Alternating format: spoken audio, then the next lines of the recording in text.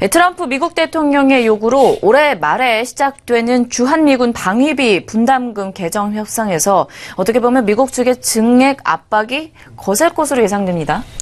네, 참 고민이 많습니다. 한국이 상당히 경제도 어렵고요. 그리고 일자리 창출 등 수많은 고민이 있는 가운데서 그동안 우리가 당연하게 생각했던 이제 주한미군 입장에서 보면 우리가 너희를 위해서 미군이 이렇게 군인이 들어와서 이런 일 하는데 이제는 분담금을 현실화해달라. 그것이 기본 이번에 키워드인 것 같습니다.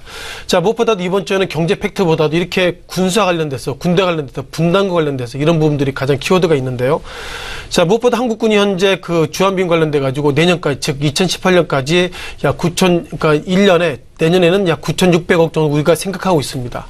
통상 주한미군 관련돼서 분담금은 우리가 5년마다 재계약을 하기 때문에 그렇다면 내년을 넘어서 2019년에는 과연 얼마나 현실화될지 그런 부분들이 현재 한국에 상당히 좀 고민이 있다고 보겠고요. 현재까지 우리가 미국 입장에서 보면 한국이 무임승차하고 있다지만 한국도 실은 표현되지 않게 예상보다 많은 비용을 좀 쓰고 있습니다.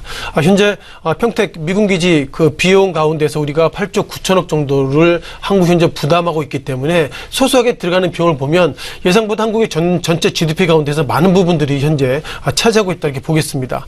자, 우리가 많이 이때 구분되는 것이 결국 일본과 좀 구분되는데요. 자, 미국 입장에서 보면 한국군은 이렇게 상당히 적게 내는데 일본군 즉 주일 미군은 예상보다 많이 낸다 이런 평가를 가지고 있습니다. 최근 데이터는 좀 볼 수 없지만 2016년 데이터를 보면 현재 한국 돈으로 주일 그 미군 분담금 즉 일본이 분담금한 금액이 한국 돈으로 약 8.3조가 되고 있고요. 그렇다면 한국군이 2017년도 즉 내년에 약 1조가 못 되는 그것도 분담하게 된다면 결국 일본이 한국보다 더 많이 분담하게 된다. 따라서 2019년부터 주한미군이 분담금이 상당히 현실화된다 그러면 이것이 작게는 2조 때로는 3조가 넘었을 것은 아닌가 이렇게 좀 말씀을 좀 드릴 것 같습니다.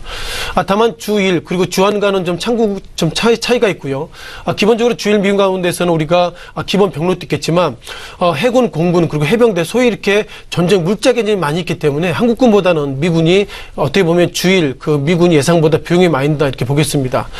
또한 우리가 팩트 가운데서 우리가 그 미국 입장에서 보면 한국이 대미 수출에 있어 상당히 수혜를 많이 본다는데 작년 16년 즉 작년 기준으로 보면 중국이 미국을 상대로 약 3,470억 불을 좀 이익을 보고 있고요. 한국은 10분의 1도 안 됩니다. 작년에 약 277억 불밖에 그만큼 수익이 있지 않은 상태에서 미국이 결국 한국을 상대로 이렇게 결국 주한미군 관련된 분담을 요구하고 있다는 것은 결국 한미 FTA를 비롯해서 이런 부분들을 옥죄하려고 미국 트럼프 정부가 예상보다 소소하게 좀 건드는 것 같은데요. 어떻게 됐든 간에 기본적으로 이런 구조로 간다면 결국 미국을 상대로 우리가 어떻게 보면 비용이 지금보다 커질 수 있다 이렇게 보겠고요. 그 가운데서 철강업종 그리고 자동차 업종 현재까지 근원을 보면 예상보다 우리가 좀 눈높이를 지금보다는 좀 낮춰야 되겠다라고 보수적인 말씀을 한번 드려봤습니다.